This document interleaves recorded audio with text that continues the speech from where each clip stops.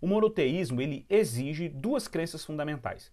A unidade de uma divindade, ou seja, um Deus que seja único, não múltiplos deuses ou pluridivindades, né? E também afirma o teísmo, ou seja, que é diferente do deísmo com a letra D. O deísmo, para quem não se lembra, eu vou falar um pouco de deísmo talvez aí para frente, o deísmo trata aí sobre aquela noção, que foi uma noção muito forte aí durante o Renascimento, começou ali no Renascimento e foi se expandindo aí para dentro da modernidade, de que se Deus existe, né, ele é a causa de toda a realidade, mas ele não necessariamente está e participa e é ativo na estrutura do mundo criado depois que ele o fez. Então Deus aí, no deísmo com a letra D, ele deu um empurrão na máquina chamada mundo, deu a corda no grande relógio, que é o universo, e ele não necessariamente está envolvido nos processos que são inerentes à ordem da criação. Tá? Então fenômenos como gravidade, fenômenos atmosféricos, orgânicos, e na relação com as pessoas, Deus não está necessariamente aí presente.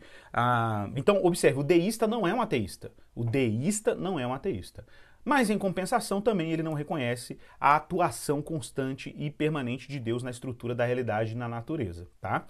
O monoteísta crê nisso. O monoteísta crê que Deus é um e que Deus está ativamente envolvido nos processos naturais e Deus intervém na realidade e Deus, de alguma maneira, se relaciona com as suas criaturas no mundo, tá bom?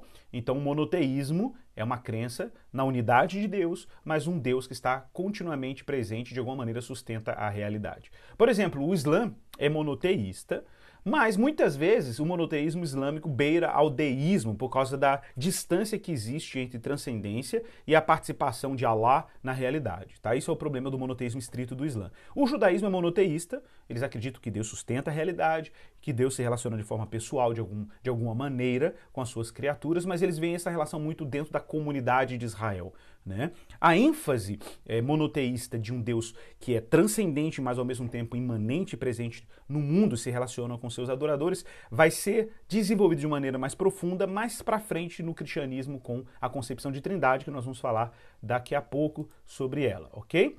Então, para cristãos, o politeísmo foi desafiado graças a um ato deliberado do único Deus de se revelar, particularmente no drama do chamamento de Abraão, porém mais particularmente em sua explícita revelação a Moisés.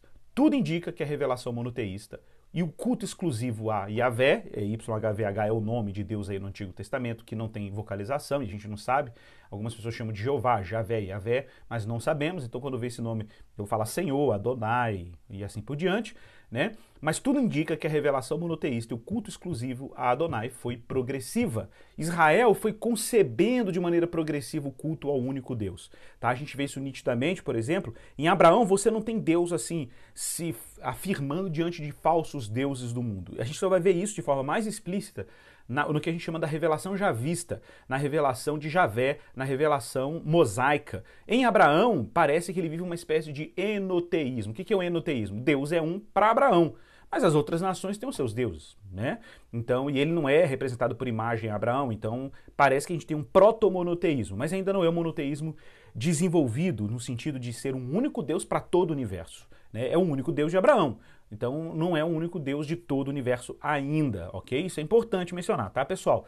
Porque aqui a gente tem algo muito importante, né, para o que a gente vai ver mais para frente aí nas implicações teológicas e epistemológicas dessa afirmação. Então o nascimento do monoteísmo, atenção para isso, fora da noção de revelação divina, né, tem intrigado filósofos, tá, gente? Isso é importante mencionar. Existe um filósofo israelense, vou citar ele daqui a pouco, uma imagem dele daqui a pouco, né, a gente vai citar um trecho, um filósofo israelense chamado Ezekiel Kaufman. Ele não é cristão e nem é teísta, judeu praticante, ele era até inclusive muito cético em relação à história bíblica. Ele desenvolveu uma importante pesquisa histórica e também uma pesquisa religiosa, né, sobre as origens da religião israelita. Ele tem um livro muito famoso, que é As Origens da Religião de Israel. Aqui no Brasil foi publicada uma versão sintética dele com esse título, pela editora, pela EDUSP, não, pela Perspectivas, né, e eu inclusive tive que ler esse livro para a minha seleção do mestrado lá na USP. E o que é interessante é que ele faz uma pesquisa sobre de onde que se originou a religião dos judeus, a religião de Israel. E na pesquisa que ele faz, ele fica muito intrigado com algumas coisas. Por quê? Ele percebe, de fato, vários paralelos entre a religião de Israel e as religiões pagãs do mundo antigo. Por exemplo, ter um santuário. Várias religiões pagãs tinham um santuário. Fazer sacrifícios. Várias religiões faziam sacrifício. Então ele começa a perceber esses paralelos. Então ele fala, pode ser que Israel tenha derivado suas práticas religiosas desses contextos culturais. Só que na medida, isso que é legal, que o Kaufmann, que é um cético, tá, vai avançando na sua compreensão histórico-religiosa e filosófica e teológica de como Israel crê em Deus e como ele desenvolve a sua religião, ele se depara com uma singularidade. Olha que interessante. Qual era a singularidade? Ele se depara com o monoteísmo. E o monoteísmo intriga, porque para Kaufmann não existe paralelo em nenhuma cultura religiosa do mundo antigo de uma coisa chamada monoteísmo. Tá? Não existe. Isso não tinha como ser derivado historicamente. Isso é até um termo que ele utiliza. Tá? Então ele vai... Eu vou citar aqui para vocês um trecho de Kaufmann, né, que ele diz assim, a revelação do nome de Yahvé na sarça ardente, lá com Moisés, em Êxodo capítulo 3, dá início à batalha com o paganismo e estabelece o contraste entre Israel e o Egito. Este é o início da revolução monoteísta em Israel. Gente, isso aqui é muito legal. Para o Kaufmann, o monoteísmo é altamente revolucionário. E, gente, e por que ele tem razão ao afirmar isso?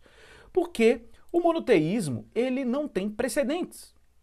Gente, isso era inimaginável. Imaginar um Deus único governando a realidade, um Deus único regendo o mundo como nós o conhecemos, e ele sendo governante do mundo e julgando os deuses pagãos, e ele sendo a origem da realidade, é algo completamente sui generis.